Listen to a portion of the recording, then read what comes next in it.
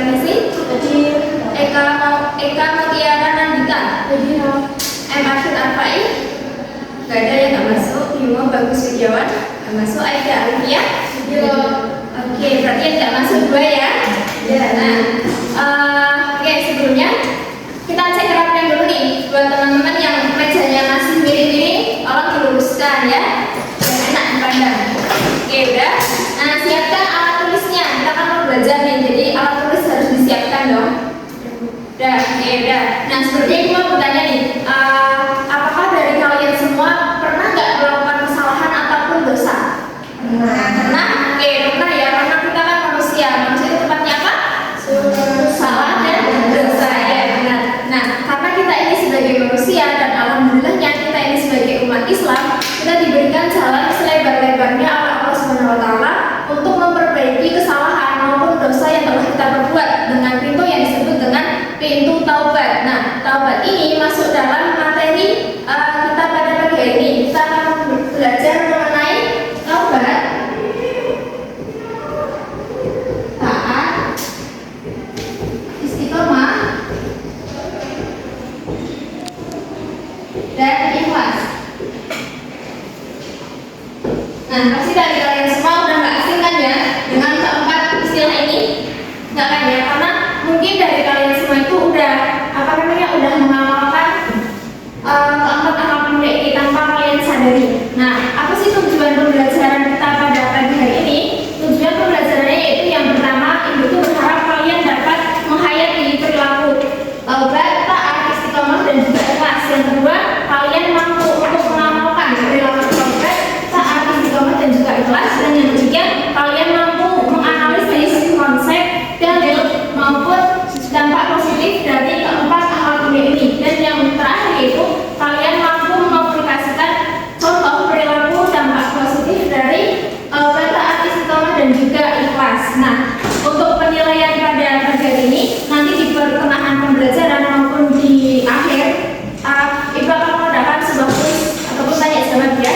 Nah, untuk acuannya itu menggunakan acuan buku paket Akhidalah kelas 7 dari Kemenak tahun 2020. Oke, langsung saja kita mulai ke materi. Materi yang pertama ada taubat. Nah, dalam taubat ini ada 3 poin yang harus kalian ketahui. Yang pertama, definisi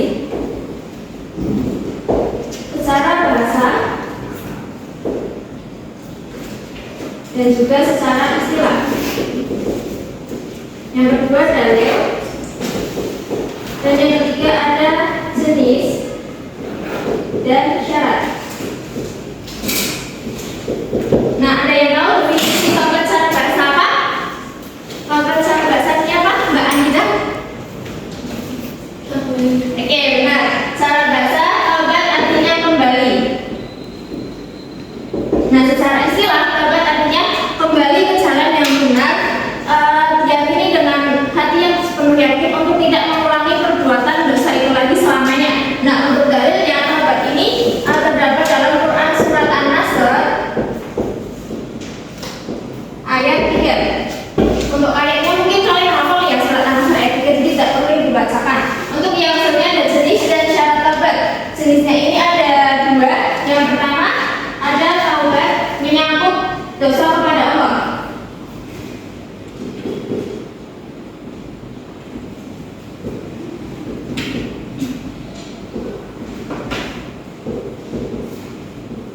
Nah, untuk yang pertama ini syaratnya ada 3 menurut Imam Nawawi. Apa saja sih? Yang pertama, kita meninggalkan perbuatan dosa itu sendiri. Yang kedua, kita menyesali perbuatan maksiat yang pernah kita lakukan. Dan yang terakhir yaitu kita berniat untuk tidak melakukan perbuatan dosa itu lagi. Nah, yang kedua, jenis yang kedua yaitu menyangkut dosa kepada sama manusia.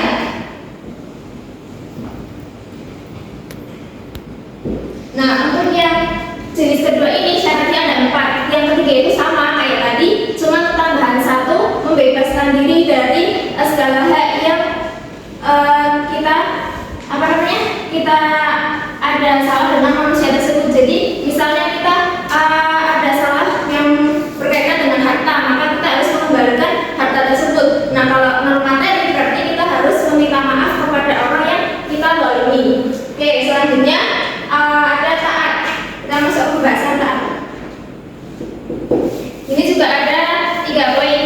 kalian ketahui. Yang pertama sama kayak tadi ada definisi.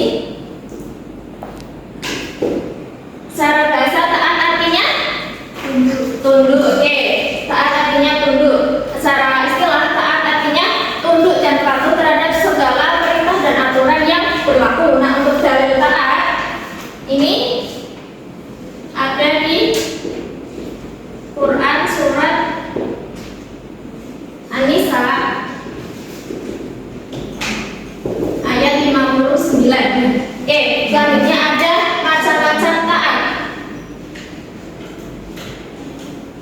Macam-macam taat ini ada 3. Yang pertama taat kepada Allah. Oke, itu tentu ya sifatnya mutlak. Jadi kita harus taat kepada Allah. Yang kedua taat kepada Rasul. Ini juga bersifat mutlak sama seperti taat kepada Allah. Nah, yang ketiga taat kepada ulul amri. Nah, kalau yang ketiga ini bersifatnya tidak mutlak, kita wajib taat kepada ulul amri selama ulul amri tersebut tidak melanggar syariat-syariat Islam. Oke, selanjutnya masuk ke bahasa yang ketiga, istiqomah. Di sini juga ada 3 poin. Yang pertama ada definisi. Yang kedua ada dalil. Oke, istiqomah secara bahasa artinya apa? Oke, artinya lurus. Secara istilah istiqomah artinya perbuat suatu perbuatan yang senantiasa lurus di jalan yang benar, yaitu jalan yang diridhai oleh Allah Subhanahu wa taala. Nah, dalilnya ini terdapat di Quran surat Hud ayat